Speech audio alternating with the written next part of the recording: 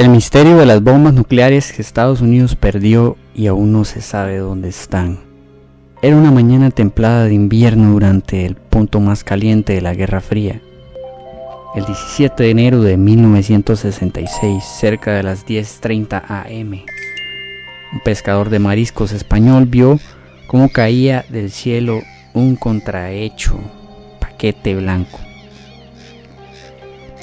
Luego planeaba silenciosamente hacia el mar de Alborán. Algo le colgaba debajo, aunque el hombre no podía definir qué era. Luego el paquete desapareció bajo las olas. Al mismo tiempo, los pobladores de la cercana Palomares, una aldea de pescadores, veían una imagen muy diferente a pesar de estar viendo el mismo cielo, la de dos bolas de fuego dirigiéndose hacia ellos. Pocos segundos después se rompió la somnolencia de aquella idílica población rural. Los edificios se sacudieron, cayeron escombros del cielo y también partes de cuerpos.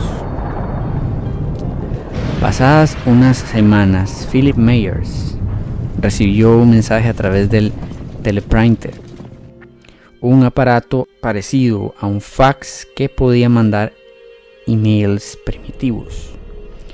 En ese entonces trabajaba como agente neutralización de bombas en la base naval aérea Cigodela, en el sur de Sicilia, Italia. Le avisaron de una emergencia ultra secreta en España y le pidieron que se reportara allá en días. Pero la misión no fue tan secreta como los militares hubieran querido. No fue una sorpresa que nos llamaran, dice Myers. Hasta la opinión pública sabía lo que estaba pasando. Cuando el hombre anunció su misterioso viaje durante una cena de amigos, la confidencialidad que esperaba tener se volvió una especie de broma. Fue un poco vergonzoso, dice Myers. Se suponía que iba a ser un secreto, pero mis amigos me estaban contando la razón por la cual me iba. Los periódicos del mundo llevaban semanas reportando rumores de un terrible accidente. 2 aviones militares de Estados Unidos se habrían estrellado en el aire, dejando caer 4 bombas termonucleares B-28 en los alrededores de Palomares. 3 bombas se recuperaron rápidamente en tierra, pero una había desaparecido en el resplandeciente horizonte azul en el suroeste, perdiéndose en el fondo del mar Mediterráneo. Se había activado la caza para encontrar la bomba y de paso su ojiva nuclear de 1.1 megatones, el equivalente a 1.100.000 toneladas de TNT. Un número incierto. De hecho, el incidente de Palomares no es el único en el que se ha extraviado un arma nuclear. Desde 1950 han ocurrido al menos 32 incidentes conocidos como flecha rota, los que involucran artefactos catastróficamente destructivos. En muchos casos, las armas se soltaron por error o tuvieron que ser liberadas durante una emergencia para luego ser recuperadas.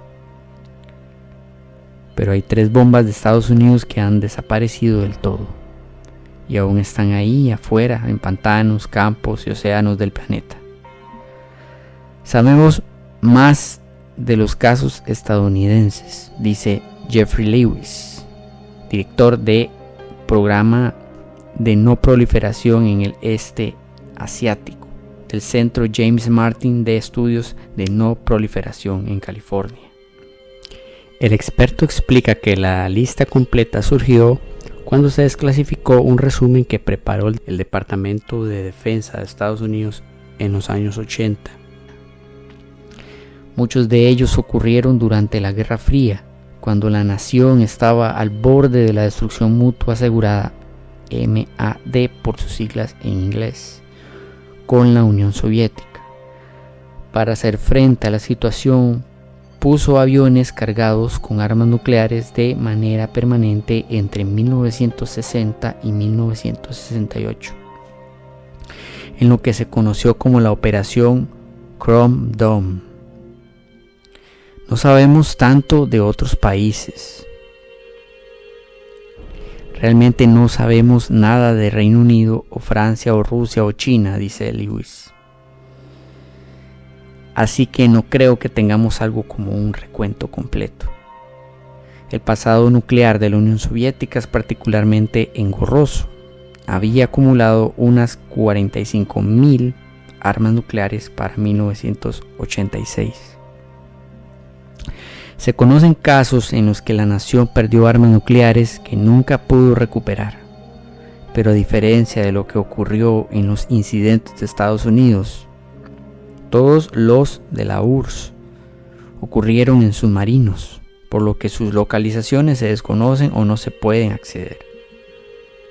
Uno de los incidentes soviéticos de los que se tiene conocimiento comenzó el 8 de abril de 1970, cuando un incendio comenzó a propagarse a través del sistema de aire acondicionado de un submarino nuclear K-8, mientras estaba sumergido en el Golfo de Vizcaya, una peligrosa franja de agua en la parte nororiental del Océano Atlántico.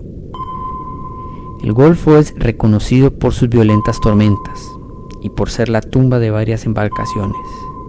El submarino tenía 4 torpedos nucleares a bordo, y cuando se hundió se llevó consigo su cargamento. Pero esas embarcaciones perdidas no siempre se quedan donde están. En 1974, un K-129 soviético se hundió de manera misteriosa en el Océano Pacífico al noroccidente de Hawái, junto con 3 misiles nucleares. Estados Unidos se enteró y decidió hacer un esfuerzo secreto por recuperar esta recompensa nuclear. Esta historia en sí misma es un cuento loco, dice Lewis.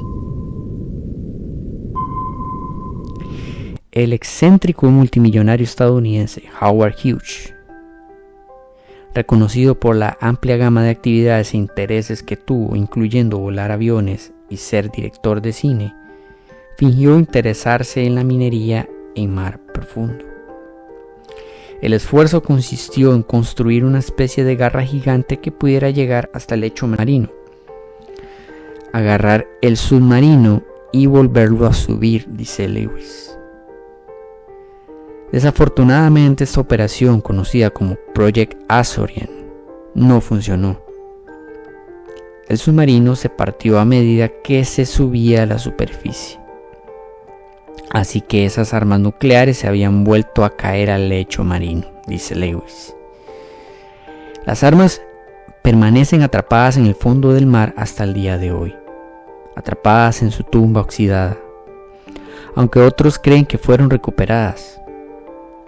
De vez en vez aparecen reportes que aseguran que alguna de las armas nucleares perdidas de Estados Unidos ha sido encontrada. En 1998, un oficial militar retirado y sus socios se mostraron convencidos de que tenían que encontrar una bomba que había caído en 1958 cerca de la isla Tybee, en Georgia. Entrevistaron al piloto que la perdió inicialmente y a todos aquellos que la habían buscado décadas antes. Esto les ayudó a limitar la búsqueda a la bahía Wassaw Sound en el Océano Atlántico. La inusual pareja rastreó el área en bote con un contador Geiger, intentando detectar cualquier pico de radiación que les pudiera dar una pista. Un día apareció en el mismo punto en que el piloto había descrito una franja de mar que marcaba una radiación 10 veces más alta que en cualquier otro lado. El gobierno envió rápidamente un equipo a que investigara, pero la anomalía resultó ser resultado de la radiación natural que ocurre debido a los minerales del lecho marino. Así que por ahora las 3 bombas de hidrógeno de Estados Unidos perdió, y el sinnúmero de torpedos soviéticos pertenecen al océano. preservadas como monumentos a los riesgos de la guerra nuclear, aunque en su mayoría hayan sido olvidados. ¿Por qué no hemos encontrado esas armas perdidas? ¿Existe el riesgo de que exploten? ¿Las podremos recuperar en algún momento? Un objeto misterioso. Cuando Myers finalmente llegó a Palomares, la aldea española en la que en 1966 cayó un bombardero B-52, las autoridades aún estaban buscando la bomba nuclear que se había perdido. Todas las noches, su equipo durmió en carpas a la intemperie de la helada y húmeda aldea. Era como un invierno inglés, dice. Hacían muy poco durante el día. Era un juego de espera. Es algo común en las fuerzas militares. Apúrate y espera, dice Myers. Tuvimos que afanarnos para llegar y luego no hicimos nada por 2 semanas. Y después de eso, la exploración oceánica se volvió muy seria. El equipo de búsqueda tuvo la ayuda de 2 ingeniosos inventos. Uno era un poco conocido teorema del siglo XVIII, propuesto por un ministro presbítero convertido en matemático amateur, que ayuda a usar información de ocurrencias pasadas para calcular la probabilidad de que vuelva a ocurrir. Usaron esta técnica de interferencia bayesiana para decidir dónde buscar la bomba, para ayudarnos a buscar de la manera más eficiente posible y maximizar las posibilidades de encontrarla. El segundo era Alvin, un submarino de tecnología de punta capaz de sumergirse a profundidades nunca antes vistas. Como un tiburón blanco con sobrepeso, todos los días descendía, con tripulación humana en la panza, para llevar a cabo una búsqueda visual. Finalmente, el 1 de marzo de 1966, el pequeño submarino logró localizar algo, la huella que dejó la bomba cuando primero impactó el lecho marino. Las imágenes que se verían después capturaban una misteriosa escena: la redondeada punta de la bomba cubierta por su paracaídas blanco, como si fuera una manta fantasmal. El paracaídas se habría desplegado y luego enredado con su preciado cargamento al caer. Por alguna razón, este mortífero tubo de metal parecía una persona disfrazada con una sábana para Halloween. Pero ahí no terminaban las complicaciones. Ahora Myers tendría que ingeniarse alguna manera para levantar esta bomba del lecho marino a 869 metros de profundidad. Se les ocurrió usar unos cuantos cientos de metros de cuerda de nylon de gran capacidad amarrada a un gancho metálico, como una especie de línea de pesca. La idea era adherirse al artefacto y jalarlo hasta que estuviera lo suficientemente cerca de la superficie para que un buzo pudiera descender y asegurarlo mejor. Ese era el plan. No funcionó, dice Myers. Todo se hizo de manera muy deliberada, con precaución y de manera lenta, dice Myers. Así que estábamos esperando, estábamos ansiosos, esperando ver qué hacer cuando surgiera. Lograron aferrarse a la bomba nuclear y la empezaron a remolcar fuera del agua. Ya la habían logrado levantar de fondo cuando aconteció lo inesperado. El paracaídas, que resucitó de sus sueños en el lecho marino, de repente comenzó a hacer lo que mejor hacía: reducir la velocidad de su cargamento, haciéndolo difícil de mover. ¿Sabías que los paracaídas funcionan igual de bien en el agua que en la tierra?, dice Myers. Eventualmente el paracaídas jaló con tanta fuerza que la línea de pesca improvisada simplemente se rompió y otra vez la bomba descendió lentamente al fondo aunque esta vez a una mayor profundidad. El pequeño Alvin y su tripulación se salvaron por poco de enredarse con la bomba y haber terminado en el lecho del océano con ella. Meyers estaba devastado. Fue extremadamente desilusionante, dice. Ahora que la bomba estaba menos accesible que nunca, su línea improvisada no iba a ser lo suficientemente larga para atraparla. La tarea se le adjudicó a otro grupo en otro bote. Un mes después usaron otro tipo de robot submarino, un vehículo controlado a través de cables que pudieran jalar la bomba directamente del paracaídas y traerla a la superficie. La bomba se había movido en su contenedor, así que no se podía desarmar de la manera tradicional, a través de un puerto especial en uno de los lados. En vez de eso, sorprendentemente, los oficiales tuvieron que hacer una incisión en el arma nuclear. Tuvo que haber sido bastante angustioso tener que abrirle un agujero a una bomba de hidrógeno, dice Meyers. Pero lo hicieron. Estaban preparados para eso. Un misterio pantanoso. Desafortunadamente, los intentos de rescate de las 3 bombas que aún permanecen perdidas hoy en día no han resultado tan exitosos. Pero se cree que el riesgo de que estas ocasionen una explosión nuclear es bajo. Para entender por qué vale la pena mirar cómo funcionan las bombas nucleares. En septiembre de 1905, Albert Einstein puso la tinta de su pluma en las páginas de su trabajo científico y anotó una idea que pronto se volvería la ecuación más famosa del mundo: E igual mc2. Lo que significa que la energía es igual a la masa de un objeto multiplicada por la velocidad de la luz al cuadrado, lo que a su vez significa que cada átomo que compone al mundo puede ser intercambiado por energía y viceversa, si logras adivinar cómo hacerlo. La energía que resulta es tan explosiva que es lo que le da la energía al Sol. Unos 34 años después, Einstein le escribiría al presidente de Estados Unidos, Franklin Roosevelt, para advertirle que los nazis estaban trabajando en convertir su teoría en un arma. Lo que sucedió después es historia. Rápidamente se formó el proyecto Manhattan y en 1945 Estados Unidos arrojó su primera bomba nuclear. Las bombas que se usaron en las ciudades japonesas de Hiroshima y Nagasaki unos días después fueron de las originales, las atómicas.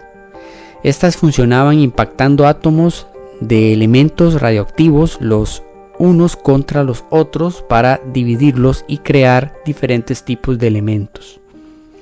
Esta reacción de fisión libera tanta energía que causa a su vez que los átomos se dividan, generando una reacción masiva e incontrolable. Los científicos no tenían certeza de si la reacción iba a parar en algún momento. Contemplaron la muy real posibilidad de que el mundo se fuera a acabar.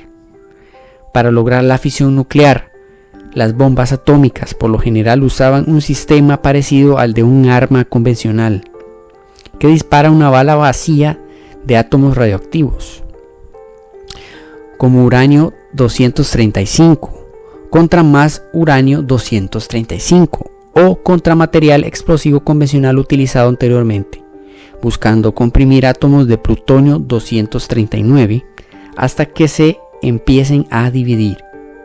En Hiroshima y Nagasaki, estas armas primitivas devastaron kilómetros de terrenos y aniquilaron cientos de miles de personas, algunas de las cuales se evaporaron en la zona de la explosión, mientras que otras murieron por las quemaduras o enfermos por la radiación en los días, meses y años que siguieron a la explosión. La siguiente generación de bombas, la que se usó en los años 50 y 60, época en la que se perdieron la mayoría de armas nucleares del mundo, era cientos de veces más poderosa. Estas eran termonucleares o bombas de hidrógeno que tenían una segunda reacción nuclear.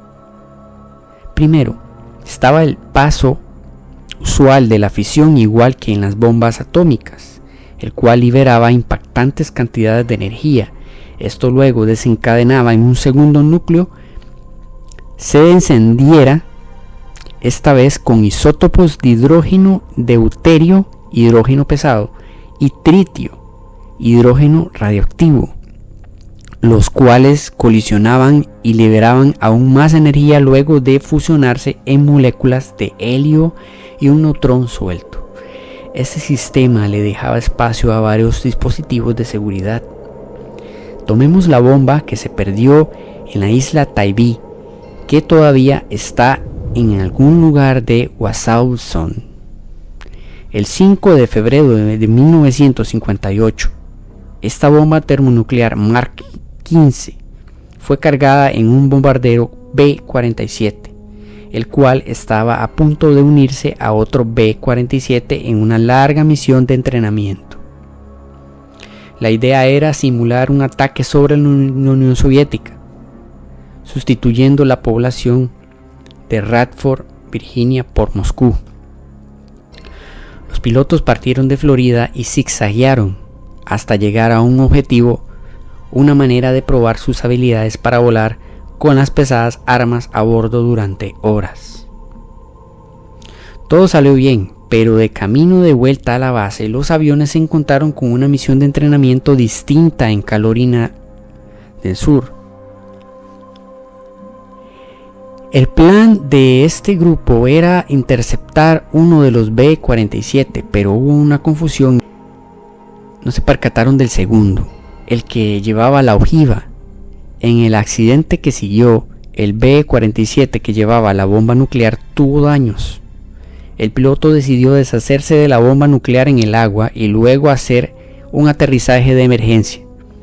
La bomba cayó 9.144 metros en las aguas de la isla Taibi y ni siquiera este impacto la logró detonar. De hecho, de los 32 accidentes de flecha rota han llevado a la detonación de sus componentes nucleares, aunque 2 han contaminado grandes áreas con material radioactivo.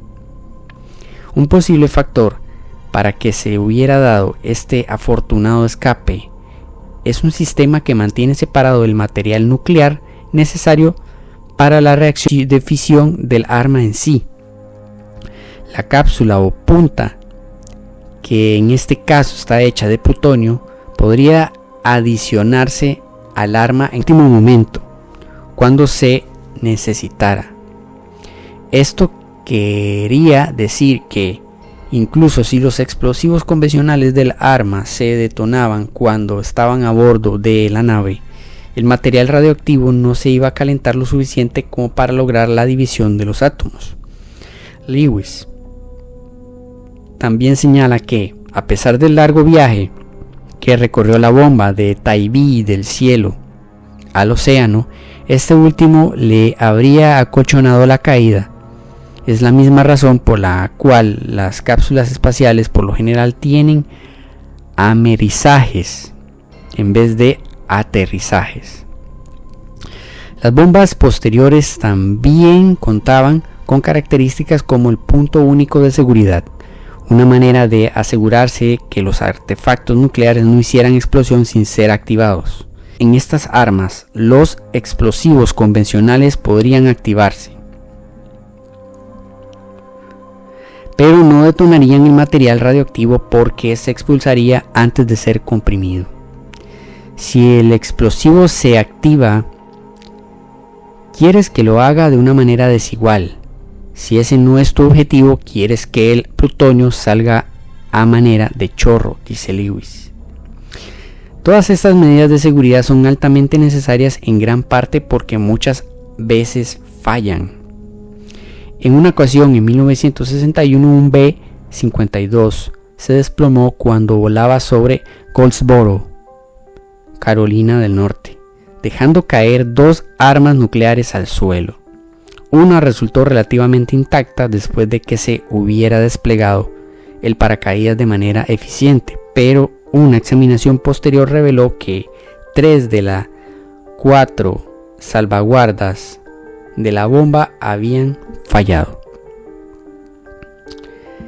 En un documento desclasificado de 1963, el entonces secretario de Defensa de Estados Unidos resumió el incidente como un caso en el que se evitó una explosión nuclear por el más mínimo margen, literalmente 2 cables que fallaron al conectarse.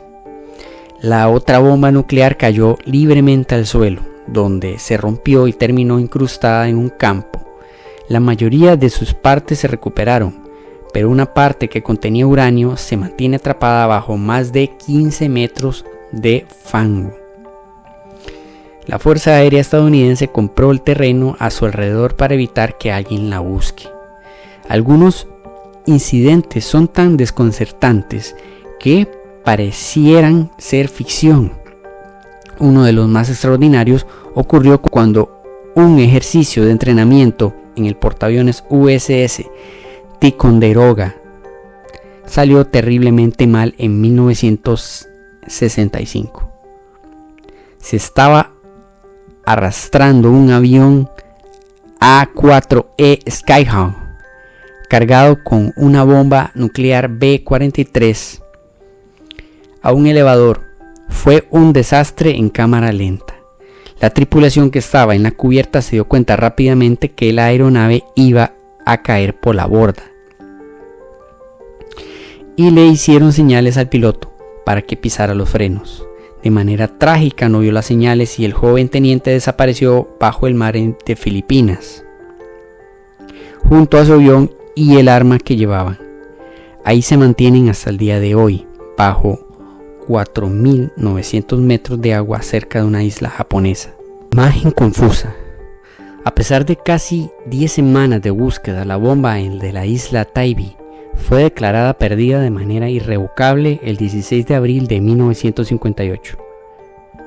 Según un recibo que escribió el piloto que la dejó caer, el arma no contenía la cápsula. No se le adicionó previo al ejercicio de entrenamiento. Sin embargo, algunas personas temen que esto no sea correcto.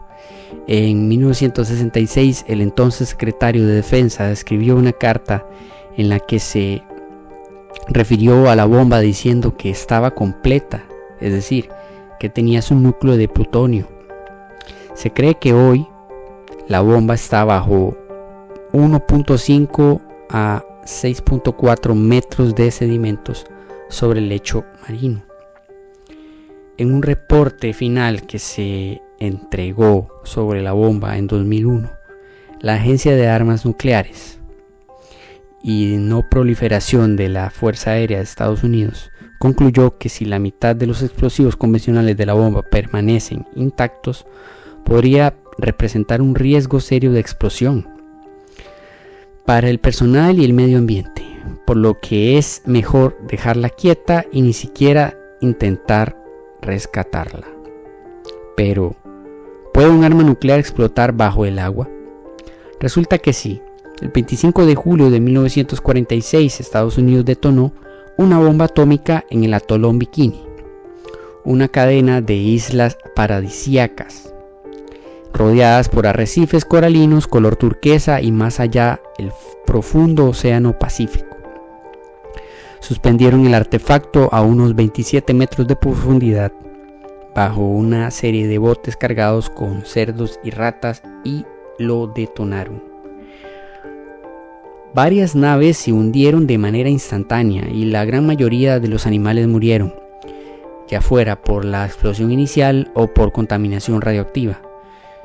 Una imagen particularmente impactante de aquel día muestra la gran nube en forma de hongo dirigiéndose, como si fuera una formación climática de otro planeta, frente a una playa adornada por palmeras. Como resultado de esta y otras pruebas, la cadena de islas se volvió tan radioactiva que el plancton brillaba en placas fotográficas. Aún hoy permanece contaminada y las personas que en algún momento vivieron ahí nunca han podido volver. pero como ocurrió con Chernobyl, el atolón Bikini se ha convertido en un oasis para la vida silvestre. Una pérdida permanente. Lewis ve poco probable que alguna vez vayamos a encontrar las 3 bombas nucleares. Es en parte por las mismas razones por las que no se pudieron encontrar la primera vez. Una es que usualmente las bombas se localizan mediante una búsqueda visual, y esto es extremadamente difícil. Cuando los aviones caen en el océano, la caja negra se encuentra generalmente días o semanas después para intentar establecer qué fue lo que ocurrió. Esto puede dar la impresión de que a través de la tecnología es fácil encontrar este tipo de objetos en espacios de agua inmensos. Pero en estos casos los investigadores cuentan con un secreto que les ayuda con este proceso, un localizador submarino, el cual guía a los equipos a través de un pulso eléctrico que se repite. Las armas nucleares que se perdieron no tenían tales equipos, lo cual significa que los equipos deben limitar el área de búsqueda y luego examinar el océano parte por parte. Un proceso tedioso e ineficiente que requiere de buzos o submarinos. Una alternativa sería buscar picos de radiación, como lo hizo el militar retirado Derek Duke durante su búsqueda de la bomba Tybee. Pero esto también es bastante difícil, en parte porque las bombas nucleares no son particularmente radioactivas. Están diseñadas para no ser una amenaza radioactiva para aquellos que las manipulan, dice Lewis. Así que tienen una señal radioactiva, pero no es lo suficientemente significativa, solo debes estar lo suficientemente cerca. En 1989, otro submarino soviético, el K-278 Komsomolets, se hundió en el mar de Barents, sobre las costas de Noruega. Como el K-28 también estaba impulsado por energía nuclear y había estado llevando 2 torpedos nucleares al tiempo, por décadas sus restos se han mantenido bajo 1.7 kilómetros de aguas árticas. Pero en 2019 los científicos visitaron la embarcación y revelaron que muestras de agua que se tomaron de los tubos de ventilación contenían niveles de radiación hasta 100.000 veces más altos de lo que se espera encontrar en agua marina. Pero esto es inusual. Se cree que elementos radioactivos de su reactor nuclear y no de sus torpedos nucleares se están filtrando a través de estos tubos de ventilación, posiblemente debido a una ruptura cuando se estrelló. Apenas a medio metro de la tubería, los isótopos estaban tan diluidos que los niveles de radiación eran normales. Para Lewis, esta fascinación con armas nucleares perdidas no tiene que ver con el riesgo que puedan representar ahora, sino lo que representan.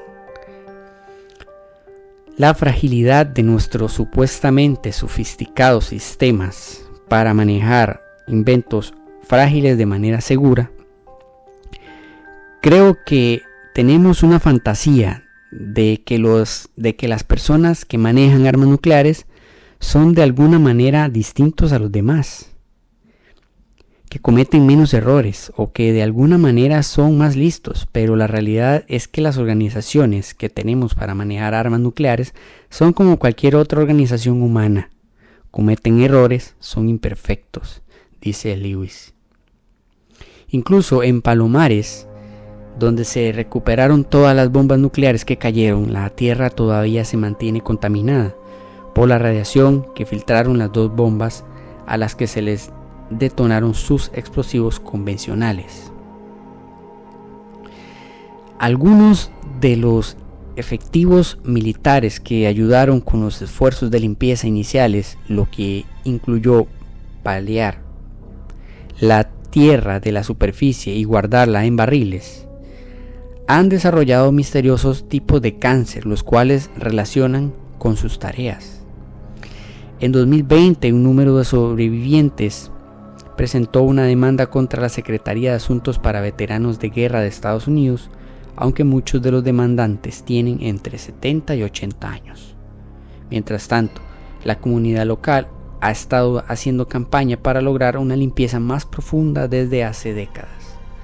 Palomares se conoce como la ciudad más radioactiva de Europa, y los ambientalistas locales actualmente están protestando contra los planes de una compañía británica de construir un centro turístico en la zona.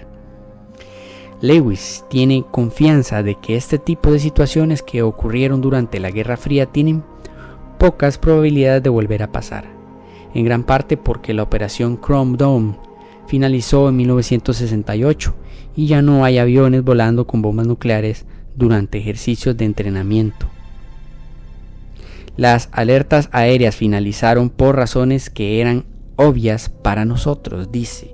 Al final se tomó la decisión de que era muy peligroso. La excepción de este progreso son, por supuesto, los submarinos nucleares. Incluso ahora hay situaciones que se evitan por muy poco. Estados Unidos actualmente tiene 14 misiles submarinos operando, mientras que Francia y el Reino Unido tienen cada uno 4. Para que funcionen como un disuasivo nuclear, estos submarinos no pueden ser rastreados durante operaciones marítimas, y esto quiere decir que no pueden enviar ningún tipo de señales a la superficie para evitar que los encuentren. Al contrario, la mayoría navega a través de la inercia. Básicamente la tripulación se vale de máquinas equipadas con giroscopios que calculan dónde está el submarino, basándose en dónde estuvo la última vez, en qué dirección estaba y qué tan rápido se desplazaba. Este sistema potencialmente impreciso ha resultado en un número de incidentes, incluyendo uno en 2018 cuando un submarino británico casi choca con un ferry. Puede que la era de las armas perdidas nucleares no se haya acabado aún. Recuerda suscribirte, soldado. Deja tu like y comentario, sígueme en mis redes. Nos vemos, camaradas. Patria o muerte, hasta la victoria siempre.